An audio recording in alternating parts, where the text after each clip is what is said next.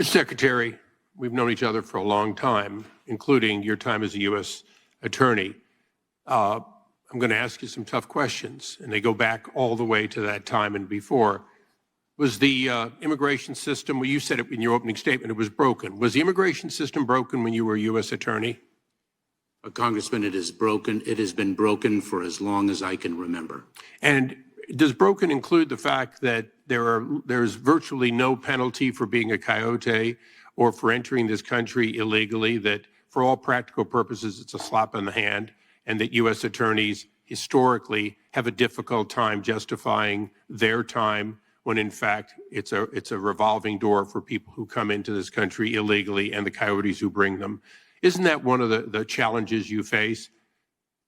Congressman, if you are referring to my time as a federal prosecutor.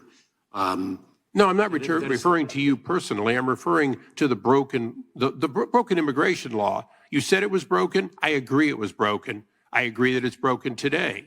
But I just want to make sure that for the record, we get into what's broken. And I asked you a specific question. You might remember the dismissal of Carol Lamb when she said that it just wasn't worth prosecuting coyotes who weren't carrying weapons because they were going to be back out in weeks. So isn't one of the problems that there is no real penalty for human trafficking, and there certainly is virtually no penalty for coming here illegally? There are penalties for immigration violations. Title 8 of the United States Code, Section 1324, deals with smuggling. Right, and isn't it true that within if you come here illegally, you're going to essentially be sent back out of the country in a very short period of time. And if you traffic without weapons or drugs, you're going to be removed again. Let me go on to something else. Broken immigration system. Isn't one of the biggest parts of the broken immigration system the part that we've all been talking about, at least on this side of the dais? The fact that if you present yourself at the border and make a claim, one often that has been taught to you by your smugglers, taught to you by NGOs, if you make a claim, more than 9 out of 10 of those claims are false. You will get into the country and you will be here for an extended period of time. Isn't, in fact, a system that allows the vast majority of people making a claim to be lying, to be knowingly giving you a false story, one that after adjudication is proven to be false, isn't letting them in the country inherently part of our broken system? Congressman, let me... That was a yes or no. No, let me... Give me a yes or no and then give me the rest. Congressman, I respectfully disagree with your data, the statistic you cited. But one of the problems in our broken immigration system is the length of time it takes. I understand. Look, I understand the length of time. Isn't it true that most countries do not simply admit and release people waiting and tell them to come back when they adjudicate them? Aren't we an exception for the most part around the world?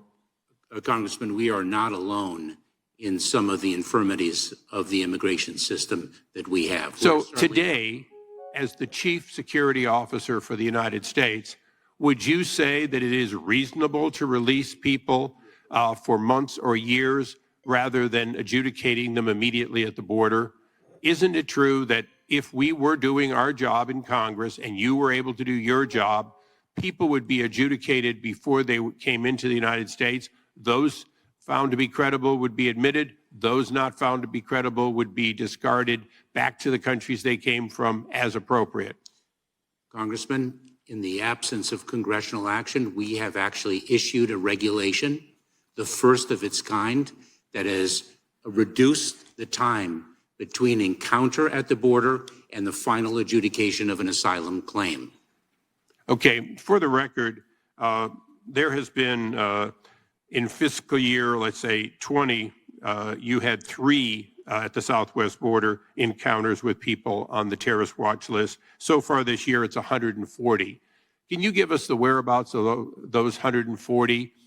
Are they all incarcerated? Have they all been removed? Or is it a mixture of incarceration, removal, and release? Congressman, let me say this. The safety and security of the American people is our highest So priority. Prove it to me. What is the status of those 140? Individuals who present a national security or public safety threat are detained And our By priority for definition, Mr. Secretary, if you're on the terrorist watch list, you represent a threat. So 140 people on the terrorist watch list so far this year.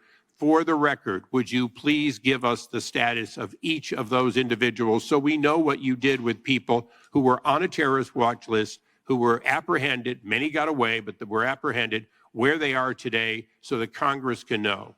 Congressman, I would be pleased to provide you with that information with respect to the individuals encountered at the southwest border. Thank you. I yield back.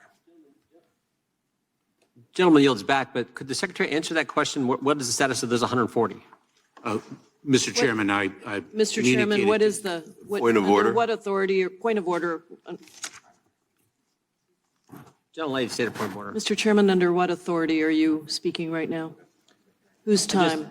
Whose time is it? Are you being recognized for 5 minutes? I was just asking what I thought would be a question Mr. every Chairman, single it's member not- of Congress would it's- want to know. I don't- I'll do it on my time or someone else's time. Thank you. I appreciate that. Thank you. He had asked the question and there wasn't an answer to the status of the 140 Mr. people Chairman, that apprehended he on did, the terrorist witness watch list. provided an answer, and if you I want to don't use think your he did, 5 but minutes, I'll do it on think my time. great. That's fine. Thank We you. recognize the gentlelady from California. Thank you, Mr. Chairman.